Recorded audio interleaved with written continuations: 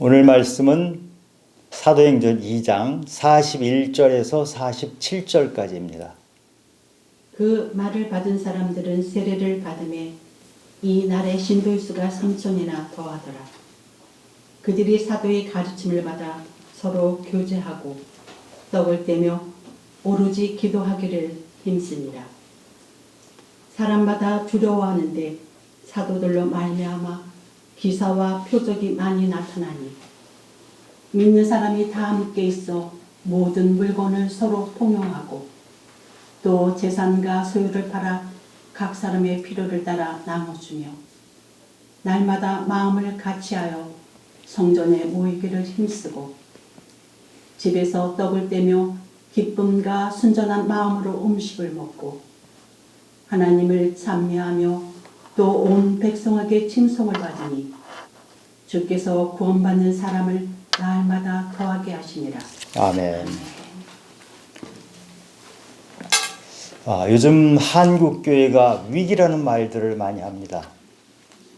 제2의 종교개혁이 필요하다 이렇게 말하시는 분도 있어요.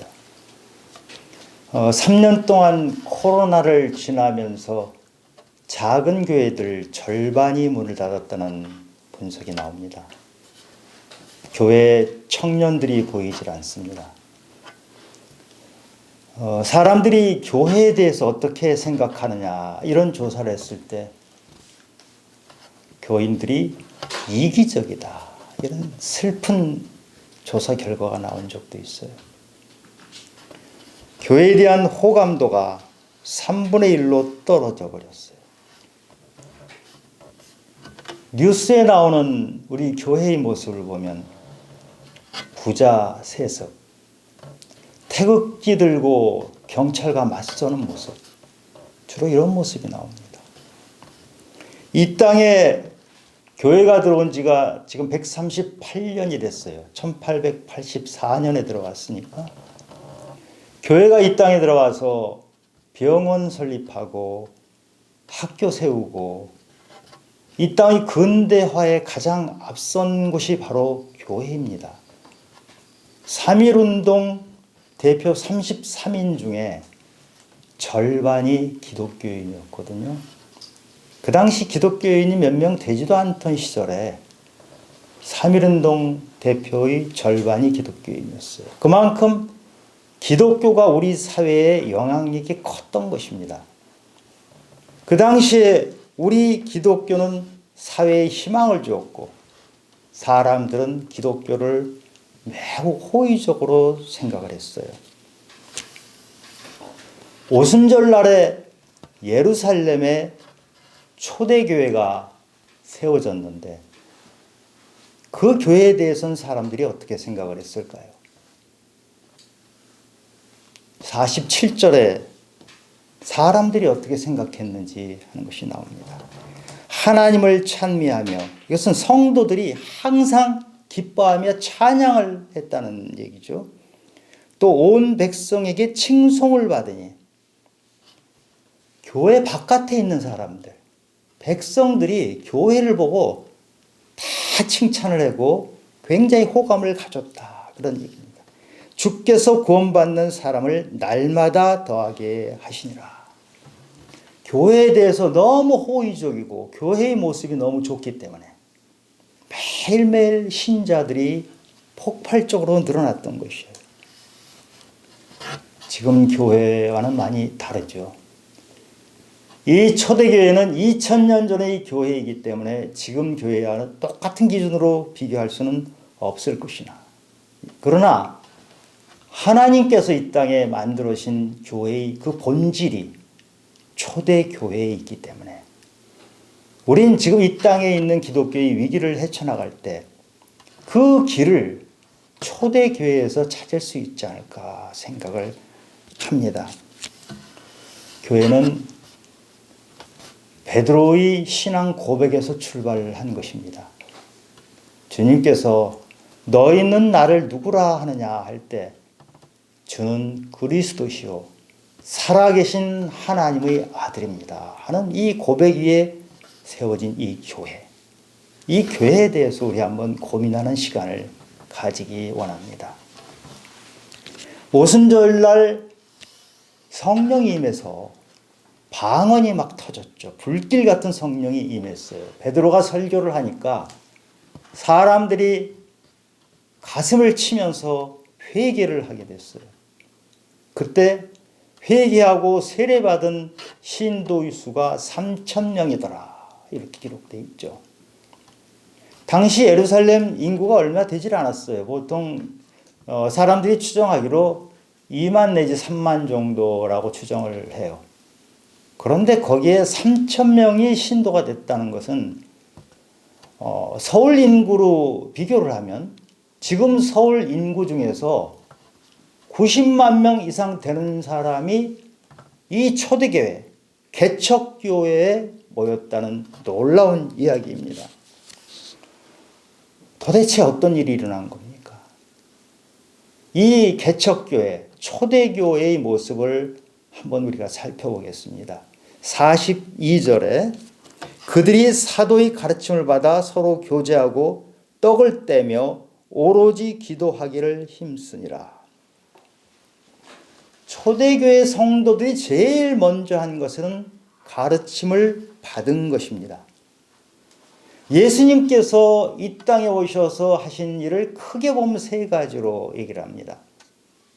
가르치셨고, 전파하셨고, 치유하셨다.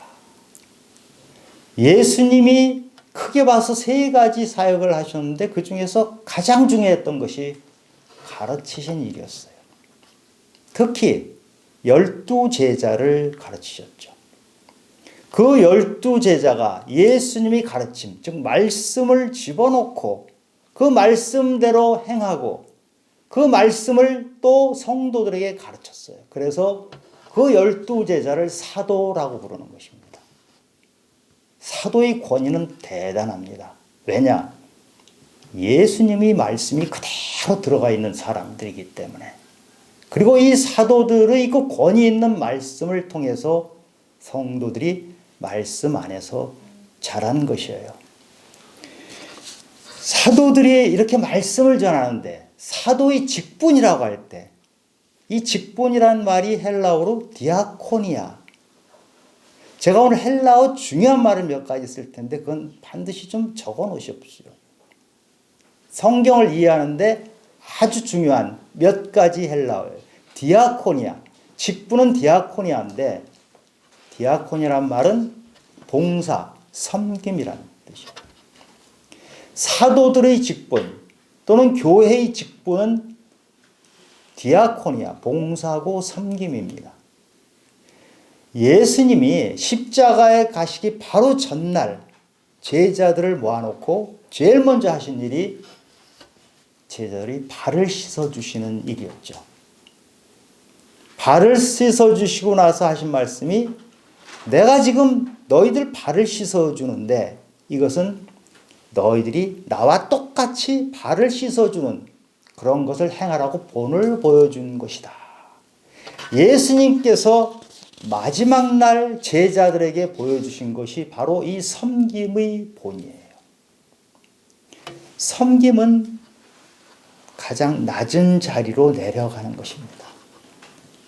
가장 낮은 자리에 가서 사람들을 섬기고 사도가 성도들을 섬기니까 그 성도들은 그것을 또 본받아서 백성들을 섬기게 된 것이죠. 가장 낮은 자리에서 섬기는 이 모습, 이것이 바로 하나님께서 우리 직분자들에게 주신 아름다운 모습이에요. 야고보서 4장 10절에 보면 주 앞에서 낮추라. 그리하면 주께서 너희를 높이시리라. 그러셨거든요. 사도들은 가장 낮은 자리에서 성도들을 섬겼는데 주님께서는 그 사도들에게 대단한 권위를 주신 것이에요.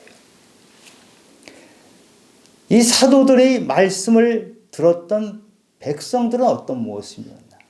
그 성도들은 아주 겸손했어요.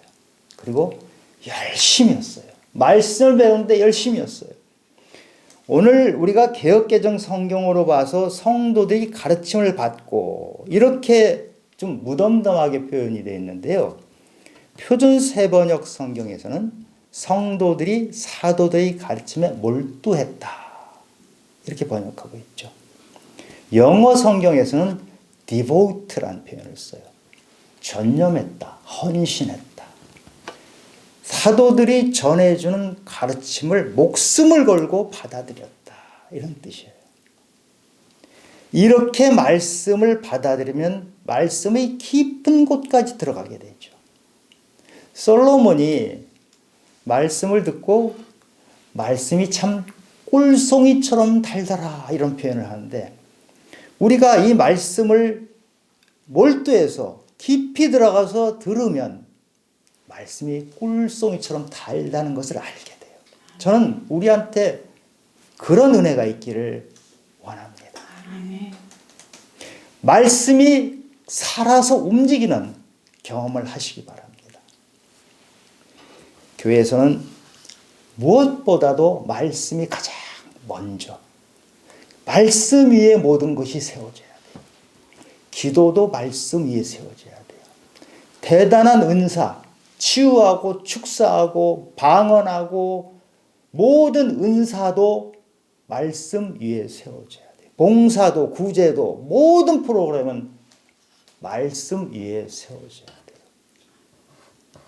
로마서 10장 2절에 보면 잘못된 신앙을 가진 사람들에게 그들이 하나님께 열심은 있으나 올바른 지식을 따르는 것은 아니다 이런 표현을 합니다.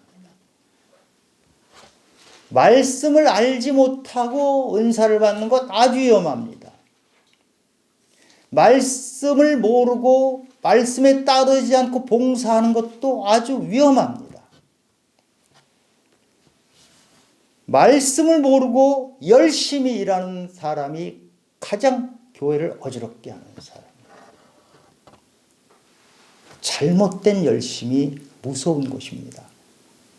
잘못된 열심, 말씀 위에 서 있지 않는 열심을 보일 때 아주 흉한 종교인의 모습으로 보이게 되는 것이에요. 사도들이 성도들에게 뭐를 가르쳤을까요? 그 당시에는 신약 성경이 없었죠. 신약 성경 중에 가장 먼저 쓰인 성경이 데살로니가 전서.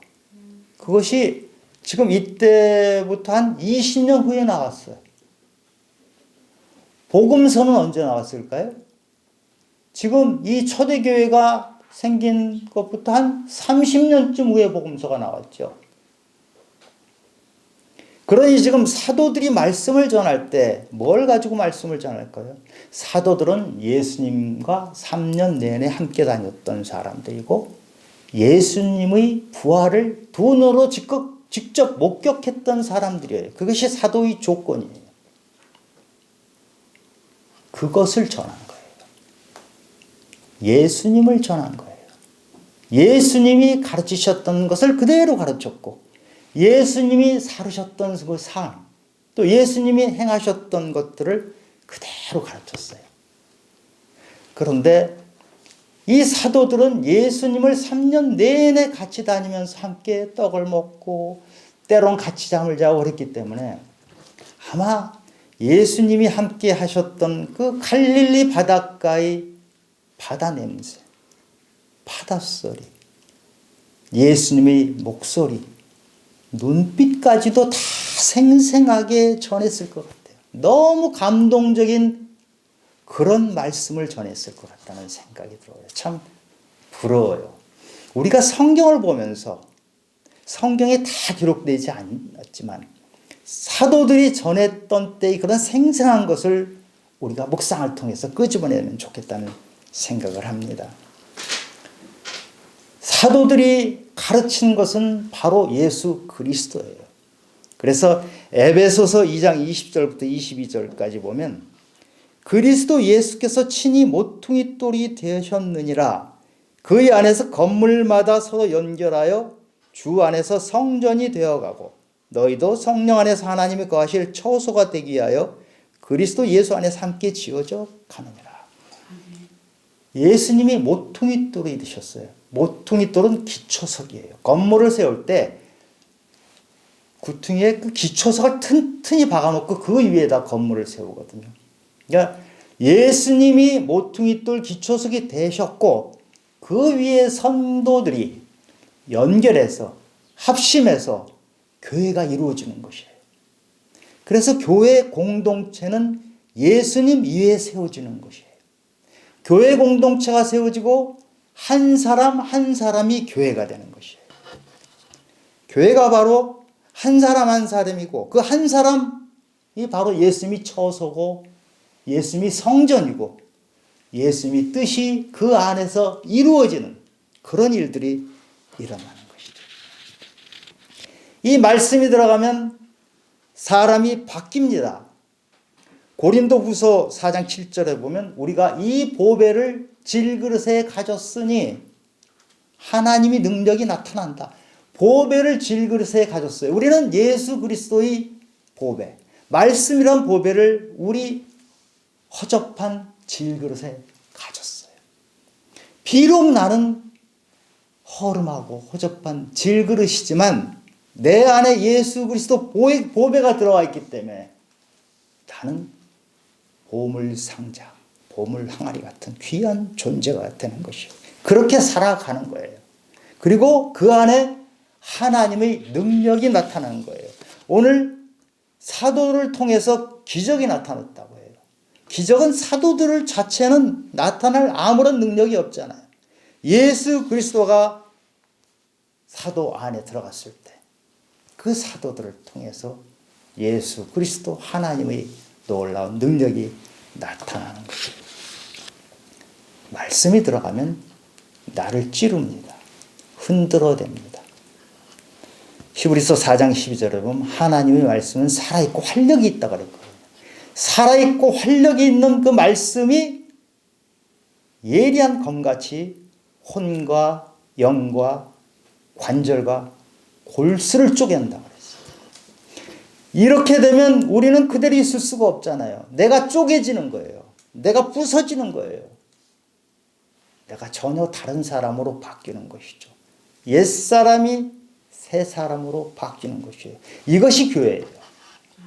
교회를 에클레시아라고 하거든요. 에크는 바깥으로, 레시아는 불러내다. 바깥으로 불러내짐을 받은 사람들이 모인 것이 교회예요. 어디에서 바깥으로 나갑니까? 세상 바깥으로. 지금까지 발 닦고 발 담그고 지금까지 세상에 엉켜 살던 그 삶에서 벗어나서 새로운 세계로 들어가는 거예요. 우리가 살아가는 조건이 바뀌어요. 다른 세상이 되고요. 내가 살아가는 방향이 옛날과는 달라요. 내가 사는 이유가 달라졌어요. 그것이 에클레시아. 한 사람 한 사람이 바로 교회고 그 에클레시아라는 것이 바로 이 세상에서 벗어나서 아름다운 모습으로 새롭게 빚어지는 것이 바로 우리 성도들의 모습이에요. 그래서 초대교회 교인들을 그리스도인이라고 불렀어요. 안디옥에서 그렇게 불렀죠. 그리스도인이라고 부른 이유는 이 사람들이 그리스도를 믿는 사람들인데 뭔가 달라도 많이 다르다. 세상 사람들이 보기에 그리스도인은 참 다른데 너무나 보기가 좋구나. 칭찬하는 말이에요. 지금 우리 기독교인 어떻습니까? 기독교인 하면 사람들이 칭찬하는 말입니까?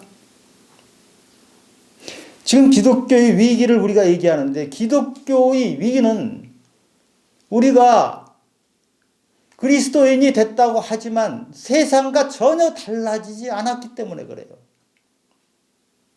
말씀을 모르고 말씀을 머리로만 알고 말씀대로 살지 않기 때문에 에클레시아 하질 않은 거예요. 세상 바깥으로 부르심을 받은 모임이 그 공동체가 바로 교회인 것인데 이름은 교회고 건물은 수천 명, 수만 명이 들어가는 거대한 건물을 지어놨지만 세상 바깥으로 나오지를 못하고 어찌 보면 교회가 더 세속화되어 있고 교회가 더 세상다운 교회가 교회다운 것이 아니라 교회가 세상다운 세상이 교회를 보고 세상을 배우는 그래서 교회가 위기인 것이죠. 우리는 진정한 그리스도인으로 바뀌어야 돼요. 말씀이 들어갔는데 왜 안 바뀝니까? 말씀이 들어간 것처럼 착각하지만 안 들어갔기 때문에 그래요. 말씀에 몰두하지 않고 흘려들어서 아는 것 같은데 자기 안에 들어가지 않아서 제대로 된 지식, 올바른 지식을 따르지 않았기 때문에 그런 일이 일어나는 것입니다. 두 번째로 초대교회 성도들은 서로 교제하면서 떡을 떼었습니다. 이 교제는 코이노니아라고 해요. 교제에는 두 가지가 함께 있어요. 함께 사귀는 것, 그 다음에 나누는 것. 두 가지가 합해진 것이 바로 이 교제예요. 그래 이 교제를 나누는 초대교회 성도들의 모습을 지금 44절, 45절, 46절에서 말하고 있는데 믿는 사람이 다 함께 있어 모든 물건을 서로 통용하고 또 재산과 소유를 팔아 각 사람의 필요를 따라 나눠주며 날마다 마음을 같이하여 성전에 모이기를 힘쓰고 집에서 떡을 떼며 기쁨과 순전한 마음으로 음식을 먹고 이게 놀랍지 않습니까? 물건을 공동으로 소유했어요. 그리고 많은 사람이 덜 가진 사람, 가난한 사람과 나누었어요. 우리 사도행전 4장에 보면 다시 이런 모양이 나오는데요. 교회 안에 가난한 사람이 없었더라. 왜 그러죠? 많이 있는 사람이 나눠주니까 가난한 사람이 없는 거예요. 교회는 이런 것이에요. 지금 우리가 이때처럼 똑같이 할 수는 없을 거예요. 지금 자본주의 사회에서 어떻게 공동소유를 합니까? 그러나 이 정신, 교회 안에 가난한 자가 없었더라. 물건을 함께 나누었더라. 네 거 내 거 따지지 않고 많이 가진 사람이 적은 사람에게 나눠주고 도와줬더라. 그리고 또 어떤 모습입니까? 말씀 공부하고 음식 먹고 기쁨을 나누었어요. 성찬을 나눴어요. 성찬을 요즘 교회들은 뭐 한 달에 한 번 하기도 하고 우리 교회 같은 경우는 한 달에 한 번 하는데 뭐 분기에 한 번 하기도 하고 교회마다 다 다른데 이때는 매일매일 성찬을 하면서 음식을 먹으면서 예수님 십자가 희생을 기억을 했던 것이에요. 이 식탁의 교제가 매우 중요합니다. 그런데 이 피를 나눈 사람들도 아닌 이 교회의 성도들이 어떻게 이런 교제를 나눌 수가 있었을까요? 도대체 무엇이 이들이 이런 교제를 나누도록 만들었을까요? 바로 사랑입니다. 예수님이 죄의 만찬, 십자가 가시기 전 마지막 밤에 하신 말씀이 너희에게 내가 새 계명을 준다. 그런데 그 새 계명은 내가 너희를 사랑한 것 같이 너희도 서로 사랑하라. 너희가 서로 사랑하면 사람들이 너희가 내 제자인 줄 알리라. 바꿔서 얘기하면 너희 안에 사랑이 없으면 사람들이 봐도 너희가 내 제자가 아니다. 너희들이 삶이 너희들이 성도가 되고 너희들이 교회가 되는 이유는 내가 너희들을 사랑한 것처럼 너희들 안에 사랑이 있어서 그걸 나누기 때문이다. 이 사랑의 나무가 맺히는 열매가 아름다운 교제예요. 이 세상에서는 사람들을 왜 사깁니까? 한마디로 말할 수는 없어요. 복잡하죠.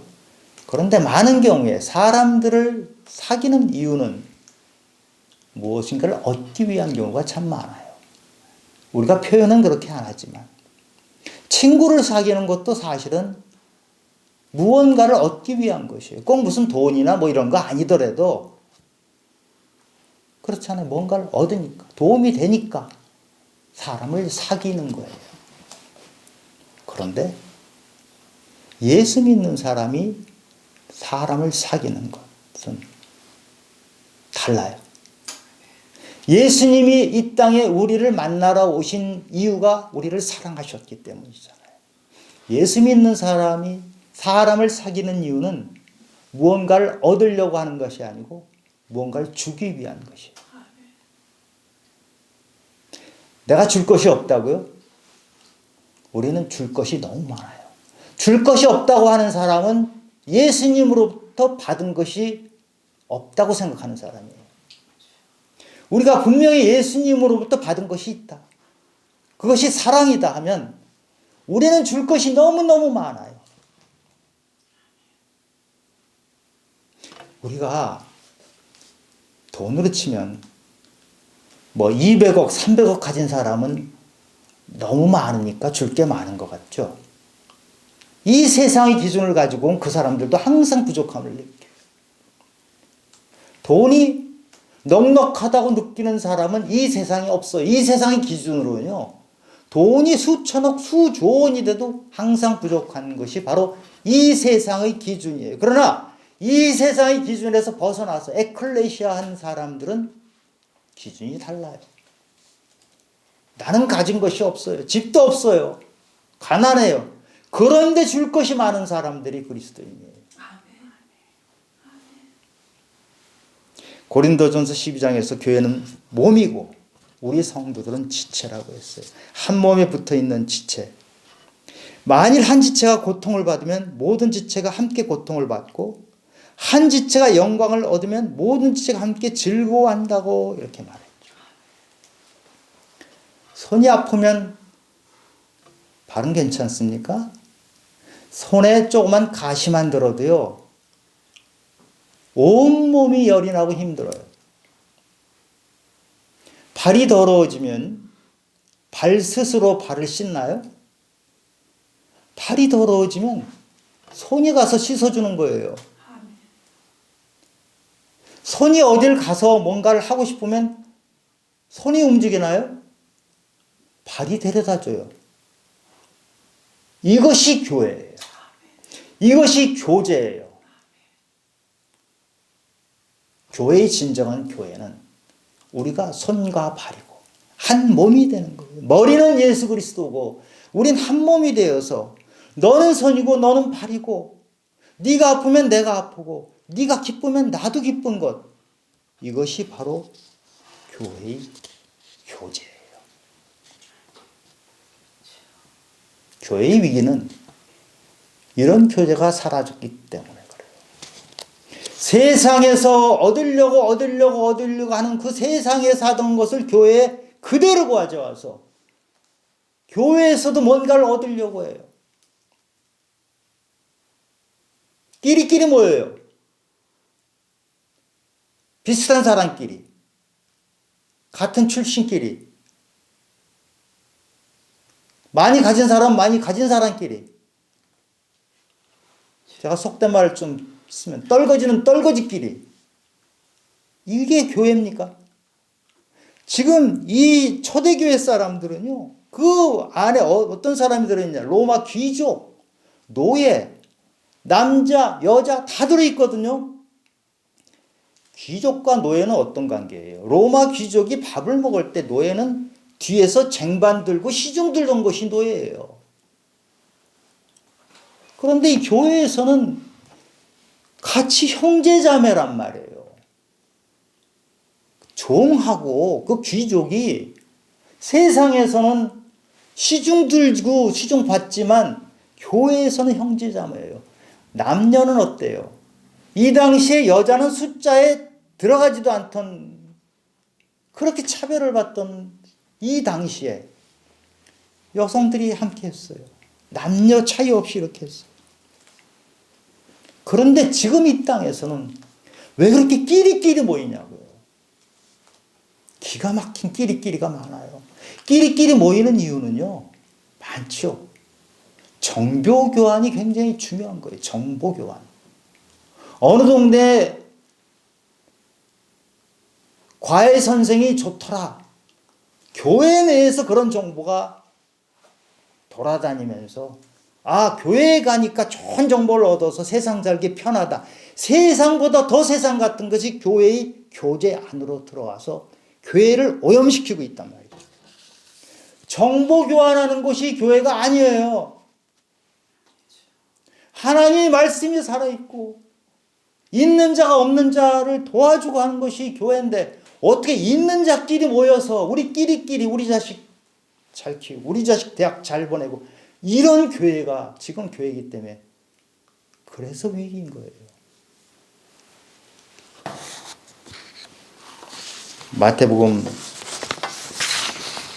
25장에 보면 예수님께서 지극히 작은 자 하나에게 하지 않은 것이 나에게 하지 않은 것이다. 이런 자들은 영벌에 들어간다. 이건 무섭잖아요. 영벌에 들어간다는 건 지옥에 간다는 거예요.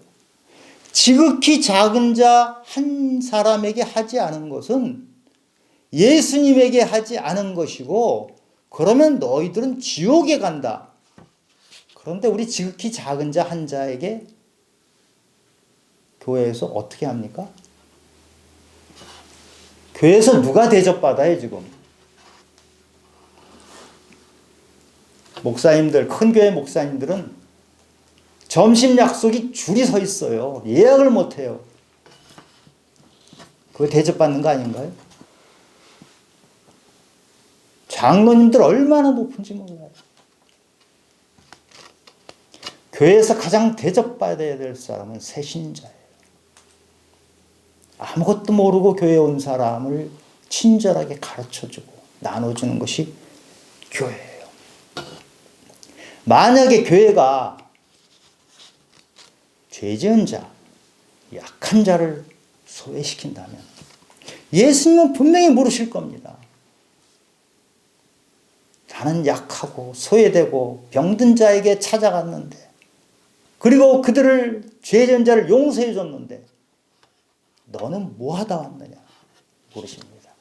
교회를 열심히 많이 다닌다고 오래 다닌다고 해서 되는 것이 아니라 삶의 태도가 바뀌어지는 것이 교회예요. 교제의 방법이 바뀌어져야 돼요. 자기에게 중요한 사람이 누군지, 중요한 사람이 힘있고 교회에서 설교하는 목사가 중요한 것이 아니고 그 교회에서 가장 가난한 자 한 사람, 그 교회에서 소외된 한 사람을 찾아가는 것이 바로 예수님을 닮아가는 것입니다. 만약에 교회에 어떤 사람이 외롭게 혼자 있어요. 아무도 관심을 안 가져요. 그러면 그 교인들에게 하나님이 물으실 겁니다. 나는 네가 힘들고 네가 외로울 때 너를 찾아갔는데 수가성 여인을 그 사마리아 땡볕 쬐을 때 아무도 유대인은 가지도 않는 그곳을 일부러 찾아가셨던 예수님이 묻습니다. 내가 수가성 여인을 사마리아까지 찾아가서 그를 위로하고 그를 구원했는데 너희는 나를 배운다고 하면서 교회에서도 잘난 자, 돈 있는 사람, 권력 있는 사람 우대하고 외롭게 혼자 외톨이로 있는 사람에게 아무 신경도 안 쓰는 교회냐 그게. 이것이 교회의 위기예요. 초대교회는 이러지 않았거든. 그러니까 안 믿는 백성들이 보더라도 너무나 보기가 좋은 거예요. 그리스도인이라. 그리스도인은 아름답게 사는 사람이다. 그리스도인은 우리가 예수가 누군지 몰라도 정말 좋은 걸 배운 사람들이다. 이게 그리스도인이라는 거예요. 저는 요즘 기독교인, 세상에 비추는 기독교인을 보면 가슴이 멍멍. 왜 이렇게 됐는지. 초대교회 성도들은 매일 모였어요. 왜요? 만나는 게 너무 좋은 거예요. 형제자매잖아요. 만나면 서로 위로해 주잖아요. 격려해 주고 기뻐하고, 아플 때 서로 위로해 줘요. 슬픈 일 있을 때 만져줘요. 그것이 교회예요. 세 번째로 초대교회 성도들은 기도하기에 힘썼어요. 이 사람들이 기도할 줄 알았을까요? 완전 새신자거든요. 오순절날 세례받고 그냥 교인이 된 거예요. 새신자 중에 새신자예요. 교회 처음 와서 기도할 줄 몰랐겠죠. 그런데 그 사람들은 기도할 줄 모르지만 성령이 함께 하시기 때문에 성령이 탄식하시면서 함께 기도해 주는 거예요. 기도에 무슨 요령이 있나요? 하나님과 대화하는 것은 요령이 필요 없어요. 마음을 바쳐서 하나님과 말을 나누면 되는 거예요. 애기들이 세상에 태어나서 부모님과 말을 어떻게 해야 될지 배우고 나옵니까? 지가 배고프면 울고 엄마한테 칭얼대고 그거 기도예요. 이 사람들은 그런 기도했던 거예요. 성령이 함께 하시기 때문에, 성령이 우리 마음을 아시기 때문에 그걸 털어놓는 것이 기도예요. 어떤 기도를 했을까요? 뭐 제 추측입니다만 베드로 설교를 듣고 어찌할꼬 회개했잖아요. 왜냐하면 자기들이 예수님을 못 박아 죽인 사람이라는 것을 깨달았거든요. 분명히 이런 회개 기도는 매일매일 했을 거예요. 정말로 이제 저희들 다시는 그런 죄를 짓지 않겠습니다. 이런 기도를 했을 거예요. 또 하나 어떤 기도를 했을까요? 아마 하나님의 뜻을 묻는 기도를 하지 않았을까요? 이제 3,000명이 모여서 집집마다 모여서 하는데 아마 그 당시에 3,000명이 한 군데 모여서 예배 드리는 건 쉽지가 않아요. 그러니까 큰 집이 있는 사람들은 뭐 한 100명도 모이고 뭐 30명도 모이고 이렇게 나눠져 가지고 목사님이 12명이잖아요. 12사도. 12명이 나눠져서 말씀도 가르치고 예배 드리고 떡을 떼고 이렇게 했을 거예요. 그런데 이런 모임들이 있을 때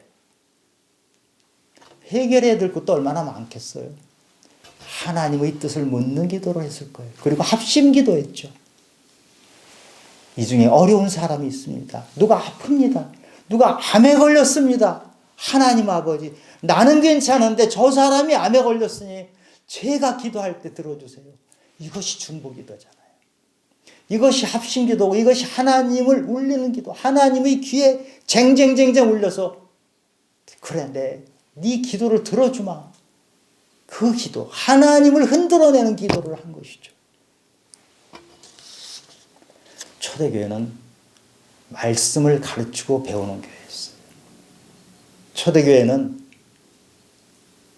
사귀고 나누는 아름다운 교제가 있는 그런 교회였어요. 초대교회는 힘써서 기도하는, 가식 없이 있는 그대로 성령님이 힘을 주셔서 그대로 올려드리는 그런 기도를 했던 것이 초대교회. 지금 초대교회로부터 2000년이 지났어요. 지금 우리가 초대교회랑 똑같이 할 수는 없을 것입니다. 어떻게 재산을 다 공유를 합니까? 그런 건 불가능하죠. 그러나 초대교회의 그 정신은 우리가 배울 수 있어요. 정신을 지금 이 시대에 어떻게 그것을 구현하느냐, 그것은 각자 형편에 따라서 다르겠지만 이 초대교회가 보였던 그 믿음의 본, 말씀을 중시 여기고 월도했고 교제를 했고 기도를 했고 이 세 가지 기반 위에 우리 믿음이 서 있으면 우리 교회는 굳건하게 서 있을 것이고 예수 그리스도를 닮아가는 교회가 될 것입니다. 우리는 고민하는 신앙을 가졌으면 좋겠어요. 그냥 염려하고 걱정하라는 뜻이 아니고요. 교회가 어떤 길로 가야 될지, 지금 이 땅에 있는 교회가 이대로가 아니라면, 이대로 있어서는 위기라고 하면은 우리는 고민하고 바꿔가야 되지 않겠어요? 고민을 누가 합니까? 목사가 하는 건가요? 장로가 하는 건가요? 다 함께, 성도가 다 함께 하는 것이죠. 왜냐? 교회는 성도가 함께 모인 곳이 바로 교회 공동체고, 한 사람 한 사람 예수 그리스도를 믿는 사람이 바로 교회예요. 교회가 잘못되면, 이 땅에 교회가 위기라고 하면 바로 내가 위기인 것이죠. 나부터 고민하고 그 고민을 혼자 하지 말고 하나님께 올려드릴 때 하나님께서는 우리에게 길을 보여주실 것입니다. 저는 우리 교회는 아름다운 믿음의 공동체, 사랑의 공동체라고 믿습니다만, 그래도 우리가 초대교회의 모습에 비춰보면 부족한 점이 있을 것입니다. 그것을 찾아내서 고민하고 물어보고 함께 기도하면서 하나님 나라가, 우리가 죽은 다음에 가는 하나님 나라가 있지만 이 땅에서, 이 교회에서 하나님 나라가 이루어지는 그런 교회를 만들어가기를 예수 그리스도 이름으로 축원합니다. 하나님 아버지, 이 교회가 많이 힘든 상황에 있습니다. 우리 믿음이 부족했고, 말씀이 부족했고, 교제가 부족했고, 기도가 부족했던 때문입니다. 하나님 아버지, 저희들에게 초대교회의 본을 본받아서 모든 것이 새롭게 회복되도록 도와주시옵소서. 하나님 아버지께서 함께 하셔서 우리로서는 부족하오니 아버지께서 채워주시고 인도해 주셔서 정말 이 땅의 교회들이 아름다운 교회들로 다시 거듭날 수 있도록 도와주시옵소서. 모든 말씀 예수님 이름으로 기도드렸습니다. 아멘.